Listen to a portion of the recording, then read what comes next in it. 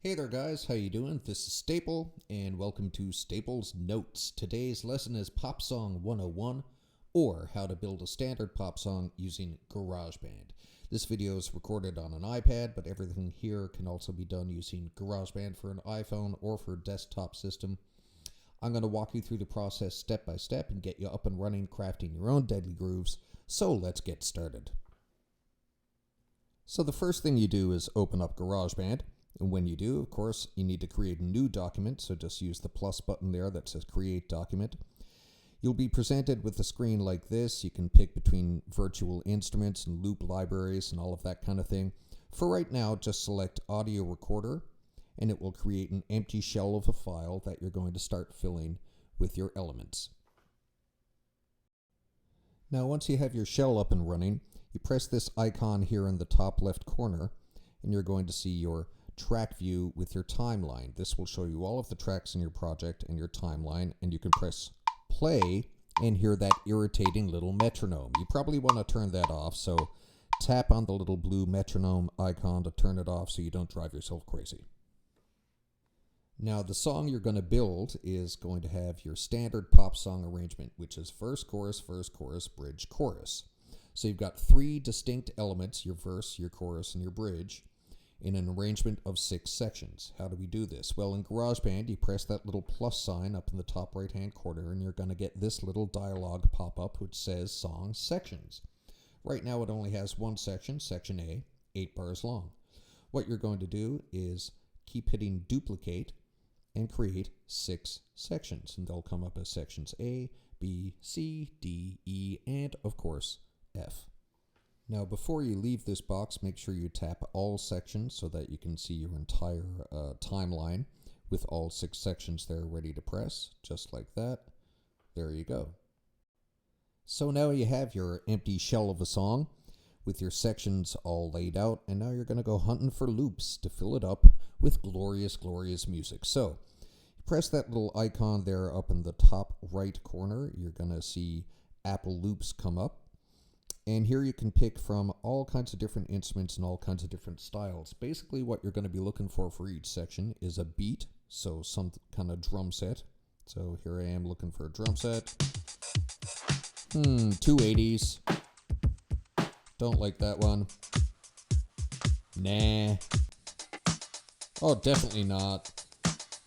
And let's see. Exotic lounge beat. Yeah, that's the one I'm going to use. So I'm just going to use my finger now and drag that right over here and drop, and there it is.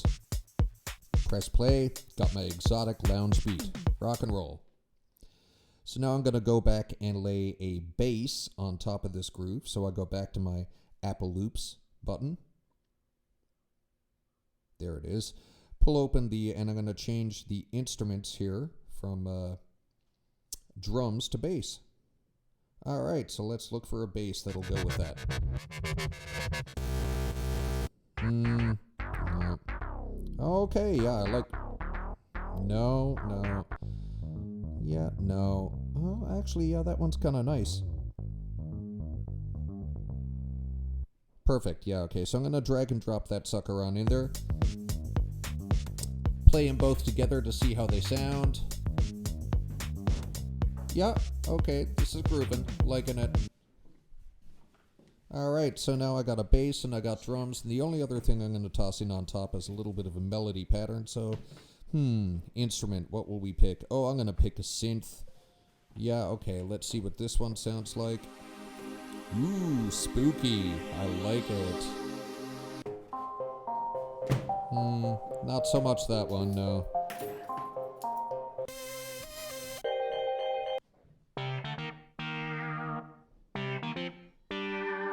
Okay.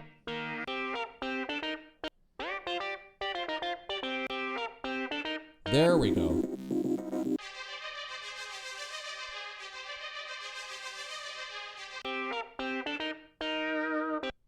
I found my winner. Agile Funk Synth number 2.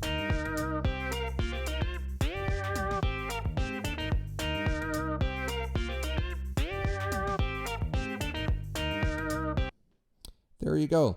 I got a drum, I got a bass, I got a melody pattern, all working together to create one section of my song. So I'm going to keep that section as the verse, and now I'm going to look for 3 new loops to use as my chorus. So once again,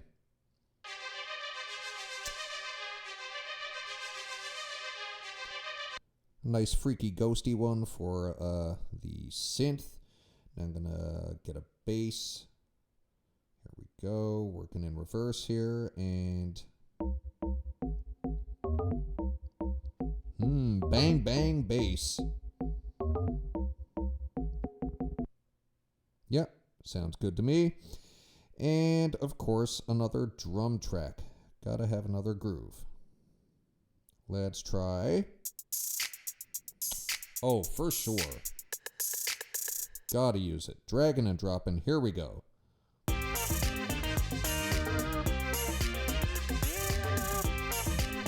Wait a second. This is all horrible. Everything's playing together. It's a big mess. Gotta do something about that. So you can see what I'm doing here is I'm taking my top 3 loops, which I originally said, okay, this is going to be my verse. And because they're loops, you can drag the edges of them and make them fit the area that you want them to fit in your timeline. So what I've done is I've dragged this loop to make it small enough to fit in just that first verse area. And then I've tapped it to select it, and I'm going to copy and paste it. I'm going to do it with the other loops as well. So here we go, first area, select, copy, second area, paste. And you know where those areas are, those verse and chorus areas, because if you look up at your timeline, you can see the little letters A, B, C, D, E, F to indicate where they are. So again, taking my keyboard, making it fit, copy, and paste.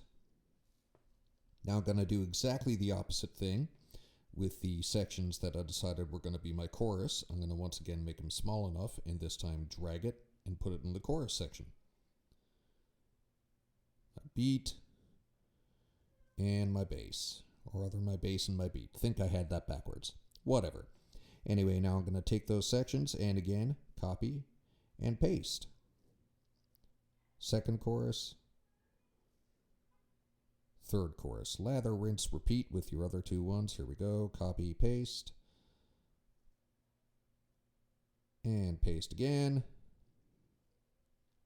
Isn't it thrilling watching somebody copy and paste? It's a lot of fun. I'm kidding. It's not fun at all. But this is how you do it. So now you see I've got verse, chorus, and a space left for the bridge, and then a chorus. Let's see how it all sounds.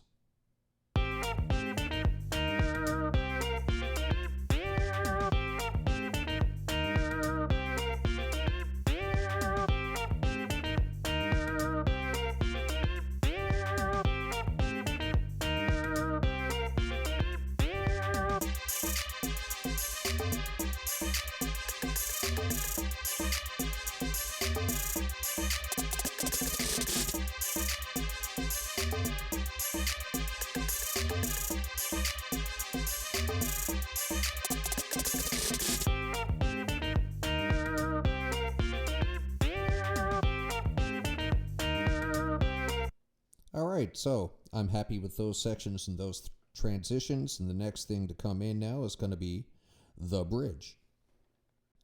So now, because your bridge is the one section that doesn't have to be repeated, you can do pretty much what you want with it. You can reuse things you've already used. Here I'm going to use the same drum beat. I selected it, copied it, and I'm going to paste it in there. So I'm going to start with at least that same drum beat. I'm also going to use the same bass, but just to create a little variety. I'm going to copy and paste the bass here, and then I'm going to drag it so that it only takes up half of this bridge. So there'll be a section where everything will drop out except for the drums, the drum drop. All right, so here we go, a little bit of shaping and placing. All right, now I'm going to take this one here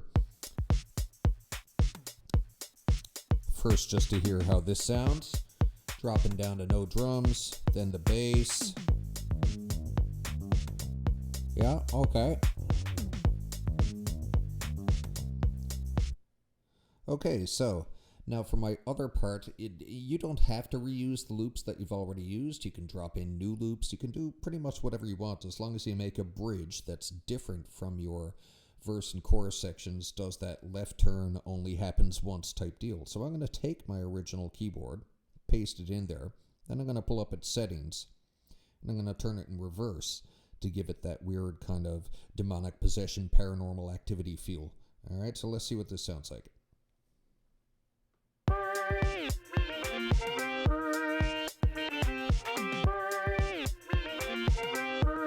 Not bad, not bad. I like it.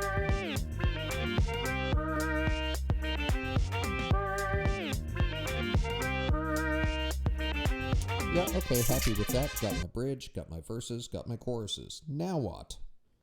Well, now is the most important step. Home stretch. Don't do this and all of your work has been for naught. Name your file. So you tap My Songs. You will see this screen here. Tap where it says My Song, the title of your file, and rename it. Give me your class number, 9 whatever. I'm using 9A here. And then give me your name. If there's more than one of you in the class, give me your last name too. And then there you go. You have created your pop song in Pop Song 101. Congratulations.